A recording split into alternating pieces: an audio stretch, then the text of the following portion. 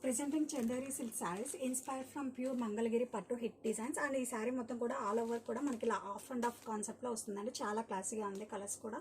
And bottom వచ్చేసరికి మనకి ఇలా కంచి బోర్డర్స్ వస్తాయి. అండ్ ఈ శారీ మొత్తం కూడా మనకి ఒక స్టోరీ బేస్డ్ కాన్సెప్ట్తో రన్ అవుతుంది.